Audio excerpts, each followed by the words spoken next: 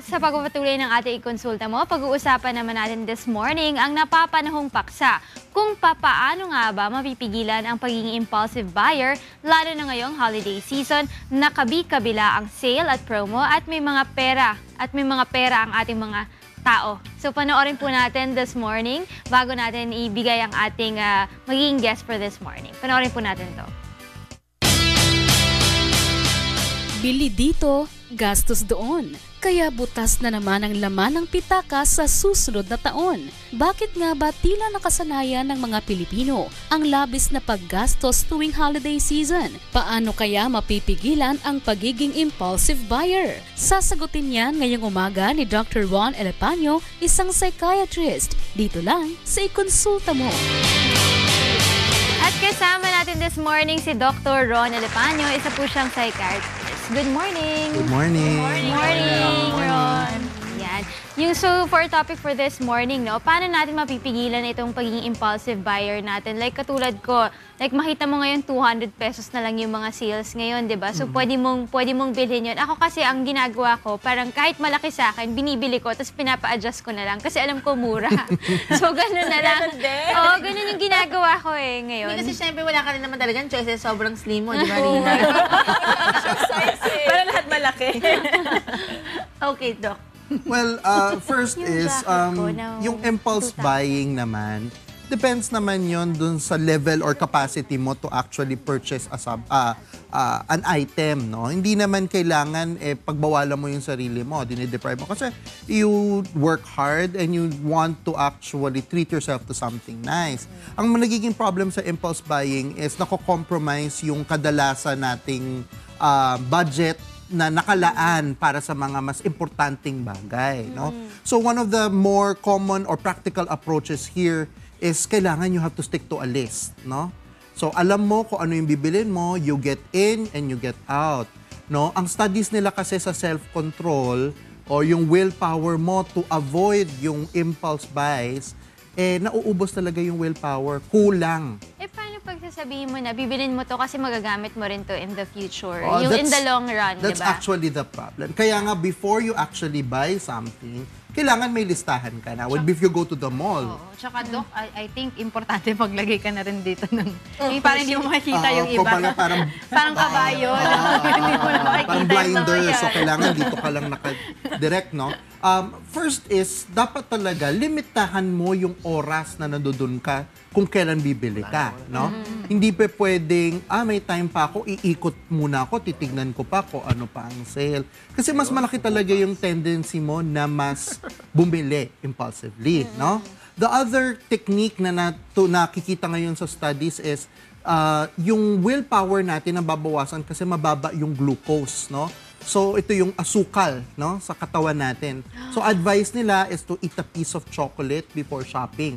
No? Ginagawa ko naman yun. It's not effective. Ginagawa ko naman yun. Pinotis, di ba? Pagka kunyari busog ka na nag-grocery ka, wala kang mabili, pero pag gutom ka, lahat makukuha mo. Ang dami, di ba? Pag gutom ka daw mag-grocery, di ba? Ang dami mo kukuhain. So, mas na-entice ka to actually buy. Kasi nga, mababa. Nakita nila na yung parts of the brain that's implicated kasi yung tinatawag nating shopping addiction, no? Nakita nila yung certain part of that brain mababa sa glucose. So, ang isa sa mga, of course, hindi to yung end all, no? Isa sa mga advice nila is to actually keep yourself somewhat in a stable level of glucose sa katawan. Ibig sabihin, hindi ka papasok sa isang mall ng gutom.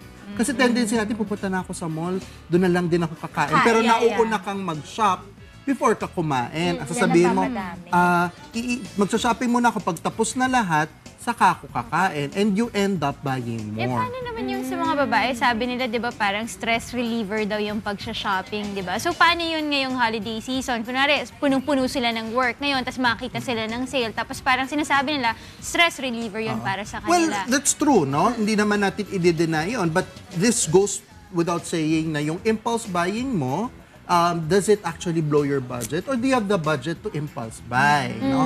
But chances are kasi pag nag-impulse buy ka, you don't have the budget for it. You blow your budget. No? Pero Pero what should we look into to discern that it's no longer normal itong impulse buying mo? Okay, no? You have to look at yung income mo every month, no? Pag napapansin mo that you're spending beyond your means, lagi kang baon sa utang, tingnan mo lagi yung credit card debts mo, no? Pag lagi kang baon sa utang, hindi mo na nababayaran, you know that there is a problem, no? Is there a Ako may isa person... pa akong isang tip na gustong i-share sa mga para makaiwas sila ng impulsive buying, mag-utos na lang sila, ilista tapos iutos para hindi na rin Para tendency stick to na the hindi mo budget. naman lahat ng yung kailangan mo lang yung mabibili. Sabi Diba? nila, one of the techniques for controlling your impulse purchases is to actually detach yourself from the situation. So may advantage yun no? Kaya lang kasi ngayon, in the digital age, kahit sa bahay, Everything pwede kang online. mag-shopping, no? Yeah. So the other thing is, you give yourself time to recover. So bago mo bilhin, give yourself what? 48 hours. Kailangan ko ba talaga to? No? Actually, I wanna share, parang in line with what Doc is saying. Parang may nagsabi sa akin, kung wari meron kang nakitang sobrang gusto mo, tapos hindi ka naman sure kung talagang kailangan mo, itulog mo daw muna. Tapos kapag the following day, iniisip mo pa rin siya, balikan mo. Tapos may nagtanong sa akin, what if pagbalik mo, wala na? Ibig sabihin, not meant to be. Kasi nga sinabi ni Talia kanina, yung skirt 200, you think pagbalik mo kinabukasan, Nandun pa yun. At saka sayang pa yung gas mo, di ba? Hindi na siya 200, di ba? Kasi Additional expense Well, na. because this is the way the market works, no? Alam nila yung psychology rin ng mga taong bumibili, no? Parang sabihin nila, 10 items na lang para tapos ganito yung presyo. So, ang tendency mo, ay naku, kailangan ko ng bilhin, no? So, it goes back without saying na, pasok ba to sa budget? Kung hindi, wag na. One thing that they've recommended also is the way you think. Kasi nga, kulang yung willpower yung kokontrolin mo yung sarili mo, no?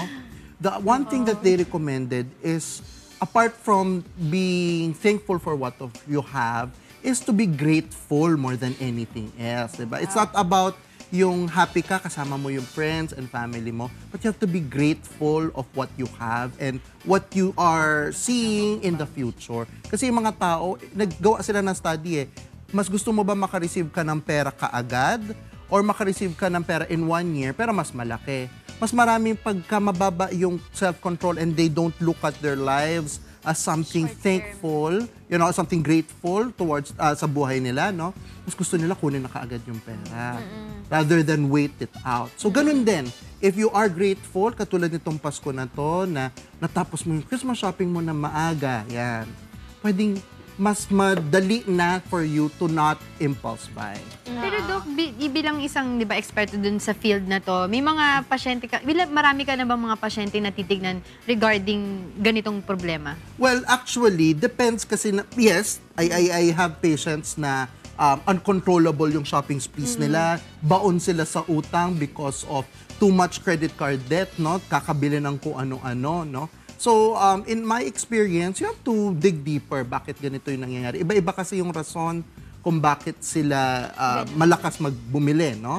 So, of course, ang newer studies is they're trying to explore if there is such a thing as shopping addiction. Pero hindi pa ganun ka-strong yung evidence kung ano siya talaga Parang for me din, parang pag mas marami kang pera ngayong holiday season, it's also good na instead na i-shopping mo siya, bilan mo ng food yung mga, di ba may mga nagka-caroling sa mga houses natin. So instead of parang giving them money, give them food na lang. Yung pang-shopping mo, bigay mo na lang din or tulong mo sa iba.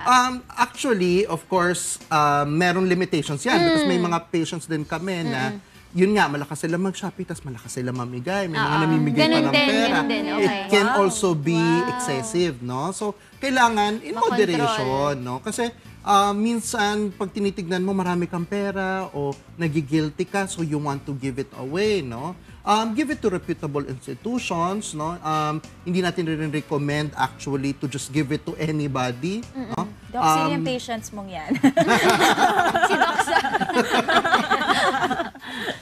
So, yun ang importante na magawa mo as somebody who is a concerned citizen. Kasi part of yung sense of happiness mo. Kasi sabi nila yung impulse buy nako-control with happiness, no? But more than anything, it's true happiness which is about kindness, giving to others, no? But giving to others, not necessarily to just anybody, no? Doc, last question ko na, no? Aside dun sa mga tips na sinabi mo para maiwasan yung pag-i-impulse buying, may mga exercises ba ikaw na tinuturo sa pasyente para yung in that instant makontrol nila yung urge nila to buy? Oh, that's a good question, no? First is yung, because willpower, yun nga, yung kakayahan natin na tumanggi sa pag-impulse buy, practice makes perfect. Para rin siyang muscle, no?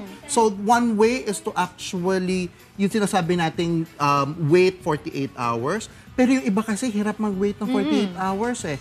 So, sabi nila, something as short as 20 minutes. Take deep breaths, inhale, exhale. And of course, we coach them on stress management, no? So, maraming mga techniques yan. So, exercise helps, deep breathing, meditation, all these things can be tailored to the individual. Kasi hindi naman lahat gusto mag-exercise. Hindi lahat gusto mag-meditate. So kung anong klaseng tao ka, when you come to the clinic, we actually tailor yung needs mo and paano natin ma-apply yung best approach to handling this kind of problem. Ayan. Thank you so much, Dr. Ron Elepanyo, ang ating psychiatrist, para tulungan tayo para hindi maging impulsive buyer this holiday season. Thank you, Doc. Thank you. Thank you.